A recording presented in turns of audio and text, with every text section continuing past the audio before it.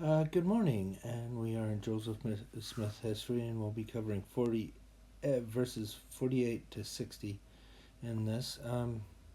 And the topic: God will prepare me to work in His kingdom. Uh, just read this. Joseph was only 17 years old when he first saw the gold plates. They weren't entrusted in his care, however, until 4 years later. Looking for what happened in Joseph's life during that time, how do you think these events prepared him for the work God called him to do? What experiences have you had to prepare you to serve God and others? What are you currently experiencing that can help you prepare for future service? So, those are the questions we're going to look at. Um, and we're going to go straight into it because one thing I've found in Joseph Smith history is he um, writes a lot. Uh, Basically, he's kind of long-winded in a way. I don't want to say it in a bad way, but it's not the same tempo or anything that, say, the Book of Mormon is written in, which is another reason that I believe you can tell the difference in the writing between this and the Book of Mormon, which tells you that somebody else wrote those things, namely Mormon. Okay, so he had the three visits from the angel Moroni the night before, and now this is the next morning. Now, I'll just tell you a little story. When I was a teenager, probably about the same age actually, maybe 16, 17, I'd gone over to my friends on a Friday night and stayed over, and we played games all night long, literally all night long, and didn't go to sleep. The next morning, uh, I was going with my family up snowmobiling up the canyon, and so basically, by the time we got there, it would have been almost 30 hours awake. And so I remember wanting to really enjoy the snowmobiles, but I was so dizzy. Um, don't worry, nothing really happened. I don't even know if I rode them very much. I rode on the back of them more than I did actually drove them, but I was really dizzy by the end of that. It was hard to enjoy it. I wanted to be there and in the moment, but sometimes it was hard. So I can kind of understand a little bit, but difference is I feel that the experiences that he had during the night would have sapped him anyway, spiritually. Um, so I went to the necessary labors of the day, but attempting to work as at other times, I found my strength so exhausted as to render me entirely unable. My father, who was laboring along with me, discovered something to be wrong with me and told me to go home, and I started with the intention of going to the house, but in attempting to cross the fence out of the field where we were, my strength entirely failed me, and I fell helpless on the ground, and for a time was quite unconscious of anything. I wonder how long that time was. First thing that I can recollect was a voice speaking unto me, calling me by name. I looked up and beheld the same messenger standing over my head, surrounded by the light as before. He then again related unto me all that he had related to me the previous night, and commanded me to go to my father and tell him of the vision and commandments which I had received. I obeyed. I returned to my father in the field and rehearsed the whole matter to him. He replied to me that it was of God, and told me to go and do as commanded by the messenger. I left the field and went to the place where the messenger had told me the plates were deposited, and owing to the distinctness of the vision I had concerning it, I knew the place the instant I had arrived there. I think that's significant. He'd seen it 4 times, and think about it. This repetition is really important for this young boy, being told the same message. And do we not have that a lot in like general conference and other places where we hear the same messages over and over again? The prophet today, President Nelson, has he not every single conference admonished us to go to the temple? And it's a message he keeps giving. So we do get the same message over and over again sometimes, and it's there to help us learn and grow from it. Convenient to the village of Manchester, Ontario County, New York, stands a hill of considerable size and the most elevated of any neighborhood. On the west side of the hill, not far from the top, under a stone of considerable size, lay the plates deposited in a stone box. This stone was thick and rounding in the middle on the upper side and thinner towards the edges, so that the middle part of it was visible above the ground, but the edge all around was covered with earth. Having removed the earth, I obtained a lever, which I got fixed under the edge of the stone, and with a little exertion raised it up. I looked in, and there indeed I beheld the plates, the Urim and Thummim, and the breastplate, as stated by the messenger. The box in which they lay was formed by laying stones together in some kind of cement. On the bottom of the box were laid 2 stones crossways of the box, and on these stones lay the plates and other things with them. I made an attempt to take them out, but was forbidden by the messenger, and was again informed that the time for bringing them forth, had not yet arrived, neither would it until 4 years from that time. But he told me that I should come to the place precisely in 1 year from that time, and that he would there meet with me, that I would continue to do so until the time should come for obtaining the plates.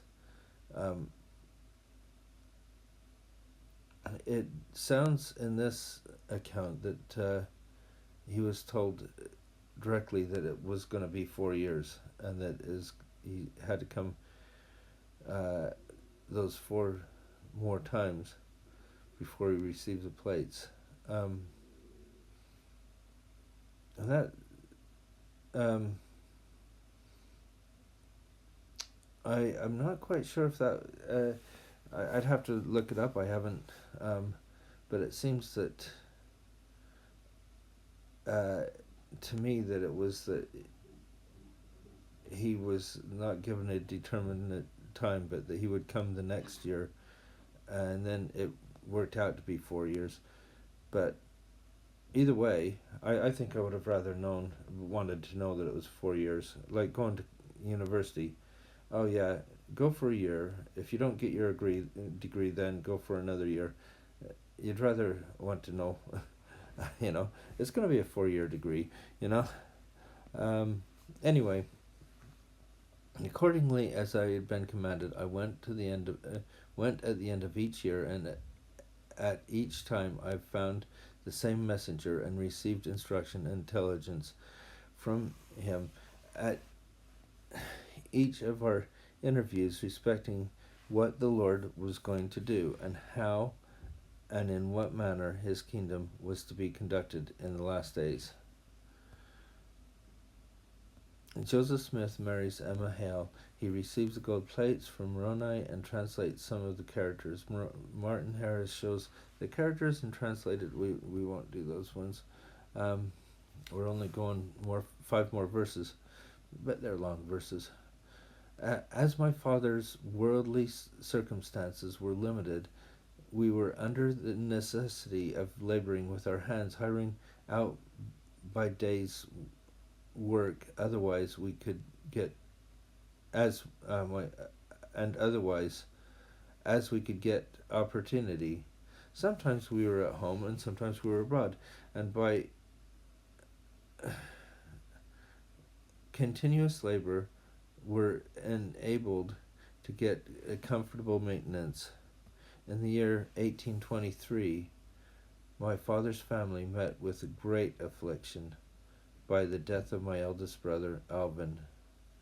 In the month of October 1825, I hired with an old gentleman by the name of Josiah Stoll, who lived in... I just have to mention, it kind of goes on, it's weird that the sentence here is, you think you would have just had one sentence for Alvin, because it kind of then goes to, or one paragraph for Alvin, and then start a new paragraph, because it goes on to something else. But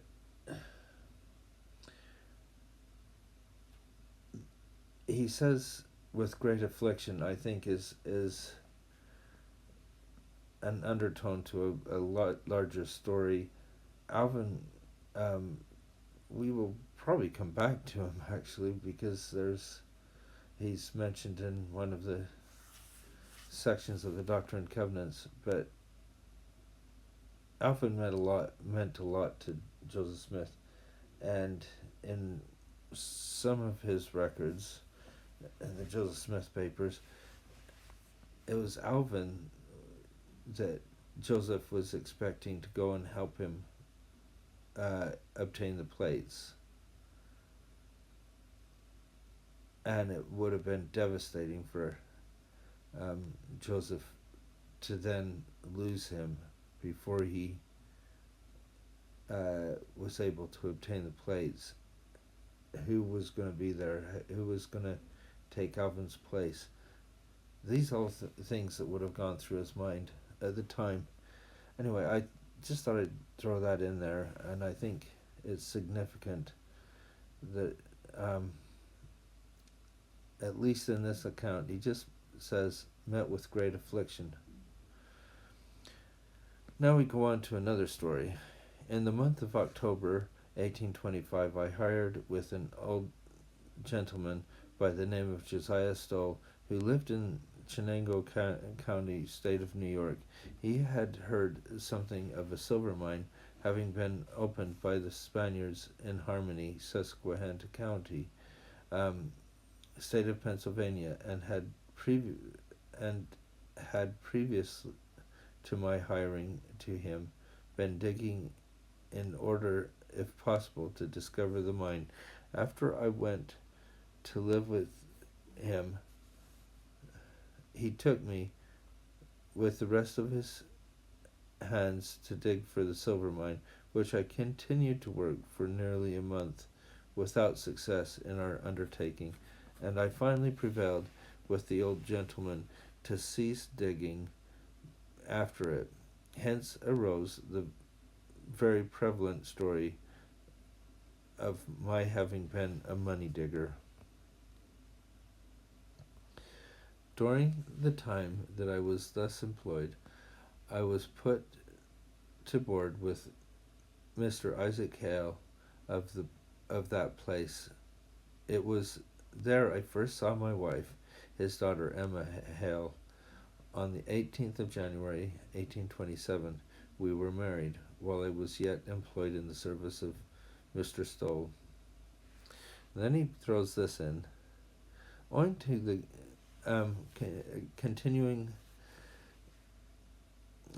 owing to my continuing to assert that I had seen a vision, persecution still followed me, and my wife's father's family were very much opposed to our being married. I was therefore under the necessity of taking her elsewhere, so we went and were married at the house of Squire Tarbill in South Bainbridge, Chenango County, New York.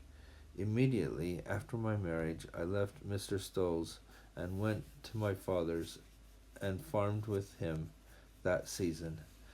As a father myself, I must admit I would not be too pleased with Joseph Smith at this time, vision or not, to take one of my daughters and marry them without my blessing or permission. I guess that's just so,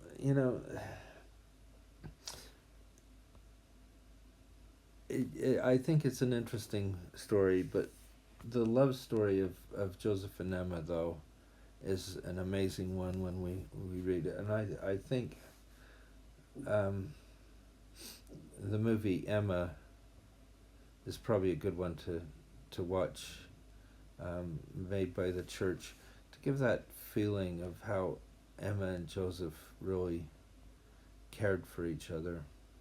At length, the time arrived for obtaining the plates, the urim and thummim and breastplate, on the 22nd day of September 1827, having gone as usual at the end of the year to the place where they were deposited. The same heavenly messenger delivered them up to me with this charge, that I should be responsible for them, that if I should let them go carelessly through any neglect of mine, I should be cut off, but if I would use all my endeavors to preserve them until he, the messenger, shall call for them, they should be protected. I soon found out the reason why I had received such strict charges to keep them safe, and why it was that the messenger had said that when I had done what was required at my hand, he would call for them. For no sooner was it known that I had them, that the most strenuous exertions were used to get them from me. Every stratagem that could be invented was resorted to for this purpose. The persecution became more bitter and severe than before, and multitudes were on the alert continually to get them from me, if possible. But by the wisdom of God, they remained safe in my hands until I had accomplished by them what was required at my hand. When, according to the arrangements, the messenger called for them, I delivered them up to him, and he has them in his charge until this day, being the 2nd day of May, 1838. So, just a quick here, there's a lot in there, and remember it says, what did he prepare? He prepared, first of all, his mind was able to clearly understand more. Every year he was taught more about what was going on, and it sounds like from, I believe, his mother's record, he would come back and he would tell these stories about people of ancient America that he learned, of course, from Moroni, and other things. It's just he would keep them informed what was going on. Not only that, but his marital status changed, and I think that was significant. I think the marriage to Emma was a very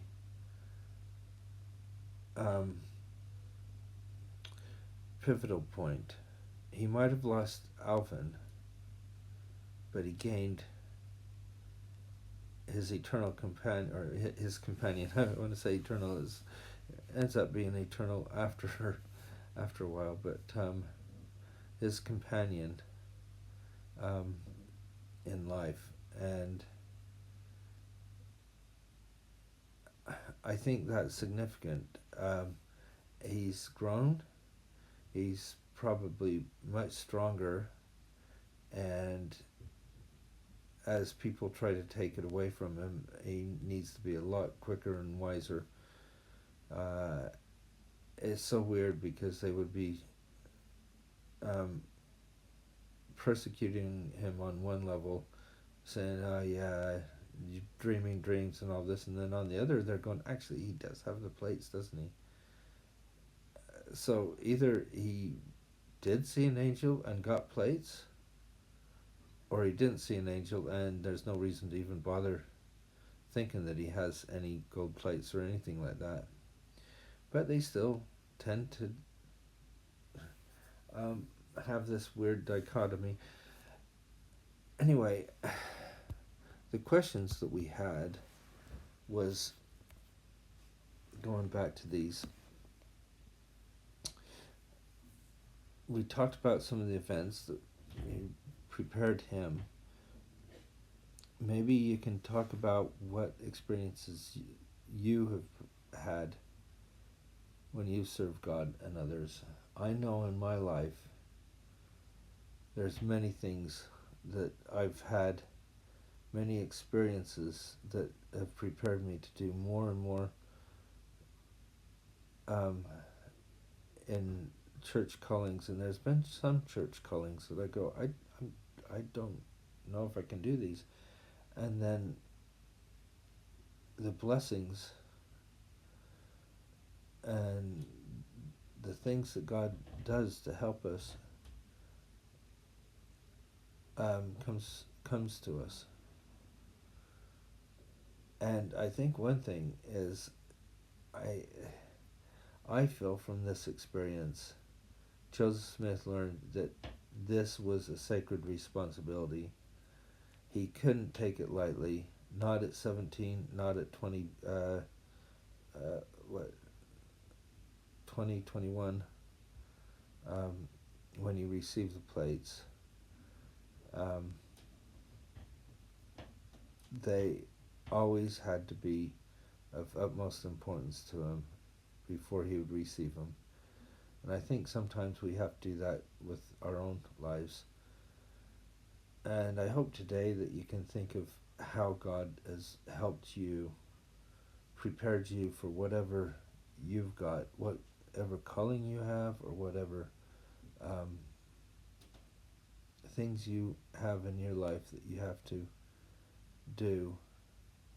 How has God prepared you and made you stronger? And I'll leave you with that, and I hope you have a wonderful day. And